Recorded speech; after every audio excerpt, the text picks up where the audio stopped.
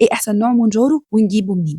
بس الاول اتاكدوا ان انتوا عاملين لي فولو. انا دكتوره يارا نواوي وده دايت السعاده. المونجارو نزل رسمي في 11 دوله حول العالم، ما كانش من ضمنهم مصر، وعشان احنا المصريين بنحب نتصرف ففي ناس كانت بتجيبه من بره.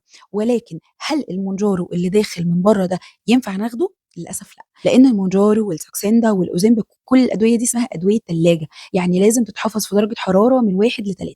طب من 1 ل 3 ديت انا احفظها ازاي وانا جاي في الطياره؟ وفي الغالب الناس اللي بتبقى مدخلاها بتبقى مهرباها عشان بيبقوا مدخلين بكميات كبيره عشان يقدروا ان هم يبيعوهم بشكل تجاري. فبيعملوا ايه؟ بيخزنوهم في وسط الشنطه في وسط الحاجات، وبالتالي درجه الحراره اللي بيتعرض لها بتبقى كبيره جدا، فبالتالي بتتكسر الماده. فانت ممكن تكون جدا خدت مونجارو او اي حاجه من الادويه دي وما نفعتش معاك وما عملتش تاثير بسبب ان هي اصلا بقت ميه، بقت متكسره وملهاش اي افاده. بالتالي اللي لازم ناخده اللي يكون وصل بطريقه صحيحه، مش هيوصل بطريقه صحيحه الا لو داخل بطريقه صحيحه. وده اللي وفرته شركه ايفا بالتعاون مع شركه ليلي المنتجه للمونجارو، ان هم وفروه في مصر. دلوقتي احسن طريقه واحسن مونجارو تقدر تاخده هو اللي موجود في الصيدليات فقط. ده غير ان اصلا سعره اوفر، يجي تلت سعره من اللي بيتباع بره. الافكت بتاعه هيبقى احسن مليون مره من الحاجات التانيه.